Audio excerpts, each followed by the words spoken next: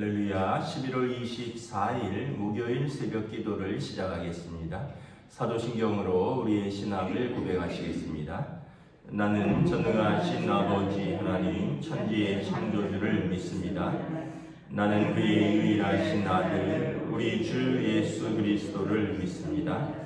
그는 성령으로 잉태되어 동정녀 마리아에게서 나시고 본디오 빌라도에게 고난을 받아 십자가에 못 박혀 죽으시고 장사된 지 사흘 만에 죽은 자 가운데서 다시 살아나셨으며 하늘에 오르시어 전능하신 아버지 하나님 우편에 앉아 계시다가 거기로부터 살아있는 자와 죽은 자를 심판하러 오십니다.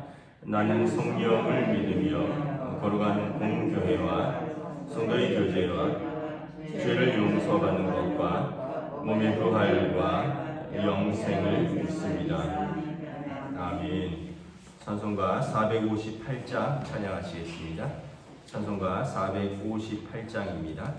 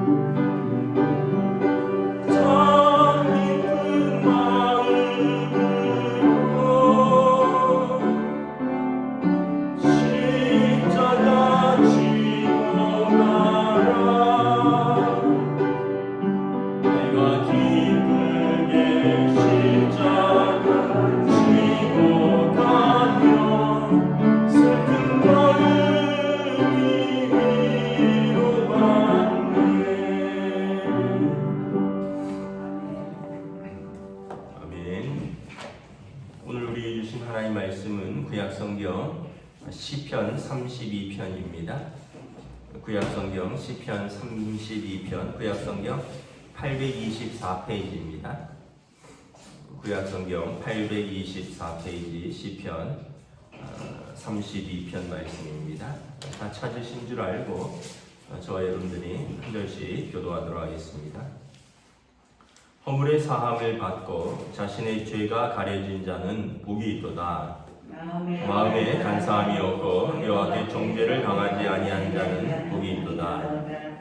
내가 입을 열지 아니할 때에 종일 신음함으로 내 뼈가 쇠하였도다. 주의 손이 주야로 나를 누르시오니 내 진액이 빠져서 여름 가뭄에 마름같이 되었나이다. 내가 이르기를 내 허물을 여호와께 자복하리라 하고 주께 내 죄를 아뢰고 내 죄악을 숨기지 아니하였더니 곧 주께서 내 죄악을 사하셨나이다. 이로 말미암아 모든 경건한 자는 주를 만날 기회를 얻어서 주께 기도할지라 진실로 홍수가 범람할지라도 그에게 미치지 못하리로다. 주는 나의 은신처이오니 환난에서 나를 구하시고 구원의 노래로 나를 두르시리이다. 내가 내 길을 가르쳐 보이고 너를 주목하여 훈계하리로다. 너희는 무지한 말이나 노새같이 되지 말지어다. 그것들은 제갈과 굴레로 단속하지 아니하면 너희에게 가까이 가지 아니하리로다. 악인은 많은 슬픔이 있으나 여호와를 신뢰하는 자에게는 인자하심이 두리이다.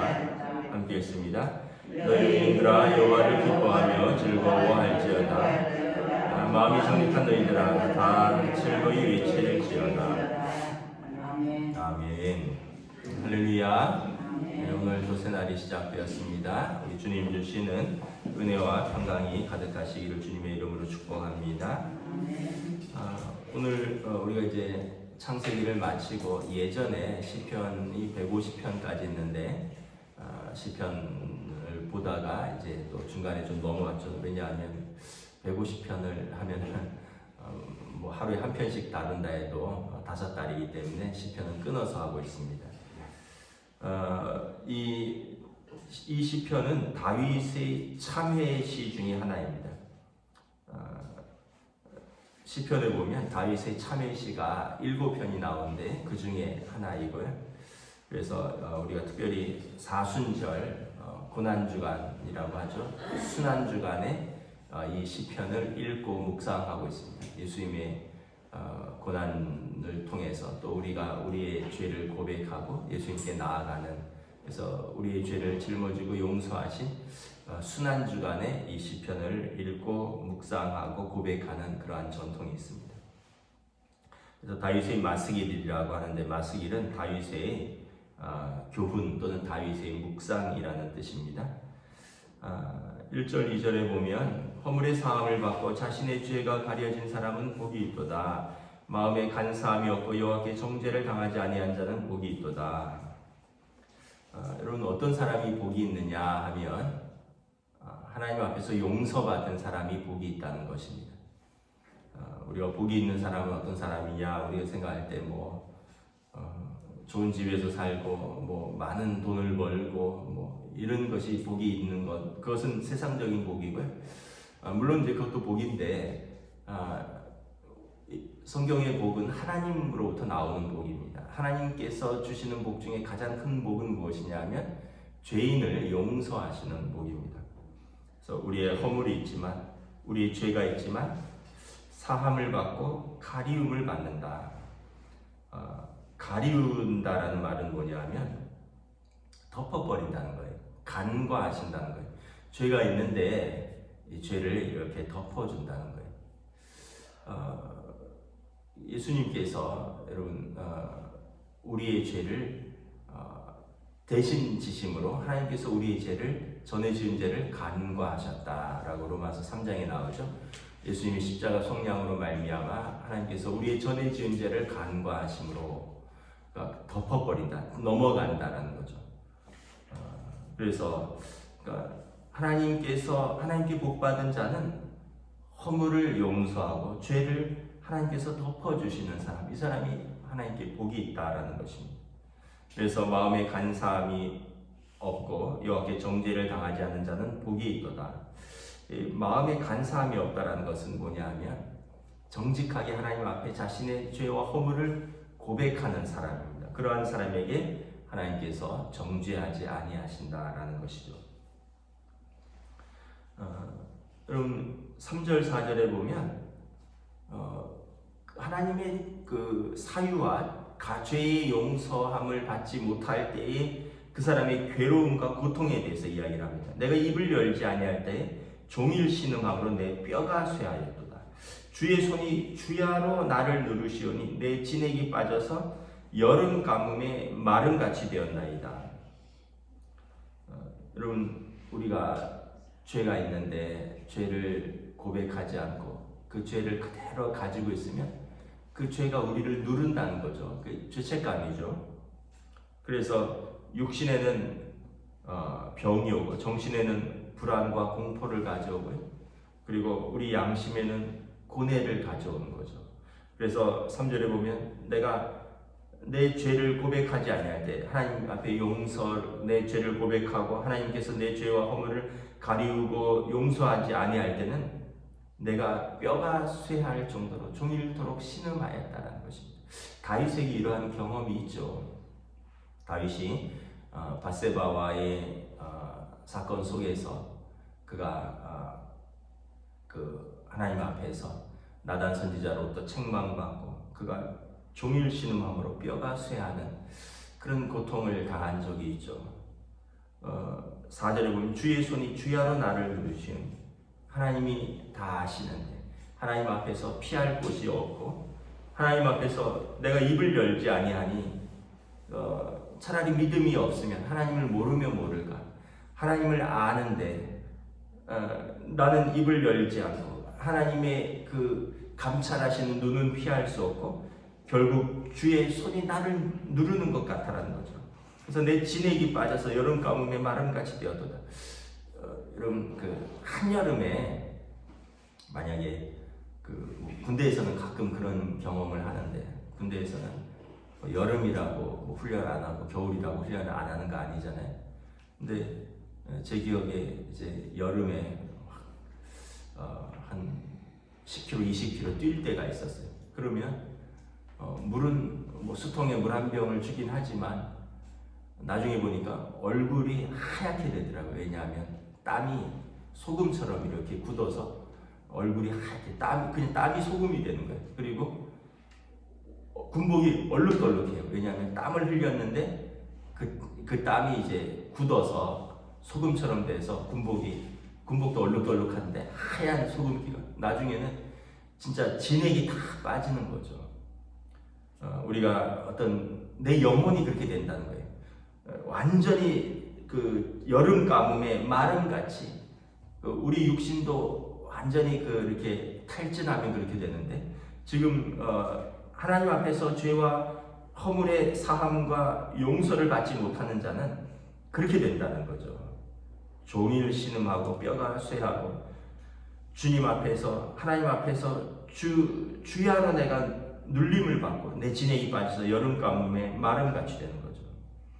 그래서 여러분, 죄는 육신에는 이렇게 병을, 정신에는 불안과 공포를, 우리 양심에는 고뇌를 가져온 거죠. 그 죄를 짓고도 괜찮다는 사람을 뭐라 그러죠? 양심에 화인 맞은 사람이라 그러잖아요. 왜냐하면 하나님을 알지 못하니까 양심에 고뇌가 없는 거예요. 근데 하나님을 아는 사람은 죄를 지으면 당연히 괴로울 수밖에 없는 거죠. 그래서 시인은 이러한 압박감 또 이러한 고민 때문에 잠을 이룰 수 없고 뼈가 상한다는 거예요. 그러니까 다윗은 굉장히 하나님 앞에서 예민한 사람이었죠. 그래서 여러분, 결국은 시인의 고백은 뭡니까? 5절에 내가 이르기를 내 허물을 여호와께 자복하리라. 결국 이게 항복하는 거예요. 항복. 도저히 이 상태로는 내가 살 수 없습니다. 하나님께 내가 자복하겠습니다. 내가 입을 열겠습니다. 3절에는 내가 입을 열지 않았어요. 그랬더니 내가 죽게 생겼어요. 그래서 5절에 내가 스스로 이야기합니다. 내 허물을 여호와께 자복하리라. 내가 완전히 항복하는 거예요. 그래서 여러분, 회개가 어려워요. 왜냐하면 내 자아를 꺾는 겁니다. 내 자신을 부인하는 겁니다. 내 죄를 고백하는 것이 얼마나 어렵습니까? 내가 잘못했다는 걸 인정하는 거잖아요. 그런데 사실은 그게 살 길이에요. 여러분, 죄를 고백하는 것이 어려운데 왜 죄를 고백하는 것이 살 길이냐? 하나님이 우리 아버지 되시기 때문에 그렇습니다. 여러분, 다른 사람은 죄를 잘 용서해 주지 않아요. 남인데 잘못한 거 있으면 그럼 너 죄값을 받아라 그러겠죠. 그리고 또는 너 나한테 그렇게 잘못하고 뭐 말 한마디로 미안하다 이러면 다냐? 미안하다 그럴 거면은 왜 그런 일을 했냐? 막 그러잖아요. 근데 부모는 어떻게 해요? 부모는 잘못했어요 이러면 그래 알았다. 용서해 주거든요. 이게 부모와 자식 간에 가지는 유일한 특권입니다. 잘못했다 하면 용서해 주는 거. 여러분 우리 하나님의 자녀잖아요. 우리가 다른 사람에게 죄를 고백하는 것은 어렵지만 하나님 앞에 죄를 고백하는 것은 어려워할 필요가 없습니다. 왜냐하면 하나님은 우리 아버지 되시잖아요. 우리가 하늘에 계신 우리 아버지여라고 고백하잖아요. 기도할 때. 그리고 우리는 하나님의 자녀라고 고백하잖아요. 그러면 하나님 앞에는 입을 열어야죠. 하나님 앞에는 정직하게 내 허물을 자복하는 거예요. 주여 내 죄를 아시고 주께서 내가 주님 앞에 내 죄악을 숨겨줄 수 없습니다. 그랬더니 주께서 내 죄악을 사하셨나이다. 참 감사하고 은혜죠. 하나님 앞에 용서를 구했더니 하나님께서 내 죄를 사하셨도다. 그래서 이 다윗은 이제 아주 옥문처럼 굳게 닫혔던, 왜냐하면 다윗은 왕이잖아요. 왕이 누구에게 자신의 잘못을 고백할 수 있겠습니까? 왕이 누구에게 나를 용서해달라고 할 수 있겠습니까? 하나님밖에 할 수 없는 거죠. 그래서 굳게 닫혔던 자신의 입을 열어서 여호와여 내 죄를 아뢰옵나이다 하고 숨김없이 죄를 고백했더니 하나님께서 내 죄악을 사하셨나이다. 그래서 6절에 이로 말미암아 모든 경건한 자는 주를 만날 기회를 얻어서 주께 기도할지라. 그래서 여러분 우리는 주님을 만날 기회를 날마다 얻잖아요. 그러면 그때 우리는 기도할지라. 우리의 죄를 용서해 주시는 주님 앞에 나와서 우리의 죄를 고백하고 날마다 용서함을 받으라. 예수님께서 그러셨잖아요. 수고하고 무거운 짐진 자들아 다 내게로 오라. 그리고 로마서 3장에 예수님의 십자가의 속량으로 말미암아 예수님의 그 피에 그 십자가의 화목제물로 하나님과 우리를 화목해 하셨다. 죄의 장벽을 예수님이 짊어지고 하셔서 예수님 때문에 하나님 아버지와 우리의 막힌 담이 허물어지고 화목해 하셨다. 그래서 우리 전에 지은 죄를 간구하시고 하나님께서 우리를 용서하시사 하나님의 의로우심을 보여주셨다. 우리는 죄를 고백할 어떻게 보면 의무가 있고요. 하나님은 예수님 때문에 우리의 죄를 용서하실 또 의무가 있는 거예요. 왜냐하면 하나님 그렇게 약속하셨기 때문에 믿는 자에게 구원함이 있다 약속을 하신 것이죠. 그래서 여러분 하나님 앞에 자존심을 내세울 게 뭐가 있어요? 우리가 사람 앞에서는 좀 그렇잖아요. 내 부끄러운 부분, 내 수치스러운 부분, 내 죄를 어찌 사람에게 다 이야기하겠습니까? 하나님 아버지 앞에는 다 아는 거예요. 저도 아이들을 키우지만 아이들이 부모 앞에 부끄러운 게 뭐가 있어요? 부모는 바다예요. 바다. 다 품는 거예요. 부모는 하늘이에요. 그냥 다 의지할 수 있는 사람이 부모예요. 자녀에게. 하나님 아버지는 우리에게 하늘과 땅과 바다죠. 우리의 모든 걸 받아주시고 우리의 모든 것을 품고 우리의 모든 것을 용서해 주시는 분이시죠. 그래서 시편 기자 다윗이 깨달은 것은 하나님 앞에 기회를 얻어서 주께 기도하라. 진실로 홍수가 범람할지라도 그에게 미치지 못하라. 홍수가 범람하면 여러분 얼마나 무섭습니까? 막 물이 범람하고 막 쓰나미가 오고, 그런데 하나님 앞에 피하라는 거예요. 7절에 주는 나의 은신처 시온이 환난에서 나를 보호하시고 구원의 노래로 나를 부르시리로다. 죄가 나를 공격하고 사단이 죄를 통해서 우리를 공격하는 거죠. 죄 자체도 무서운 것이지만 우리 양심을 찌르지만 사단은 죄를 통해서 우리를 공격하죠. 너 죄의 결과가 무엇이냐? 죄의 삭시 무엇이냐? 끊임없이 공격하죠. 여러분 요즘 신문 뉴스에 보면 뭐 누구 구속되었다, 누구 압수수색 당했다, 누구 검찰에 불려갔다, 그런 뉴스 나오면 여러분 그 사람은 얼마나 불안하겠습니까? 다음은 내 차량이구나. 지금은 불러갔지만 다음에는 구속영장이 청구되겠구나.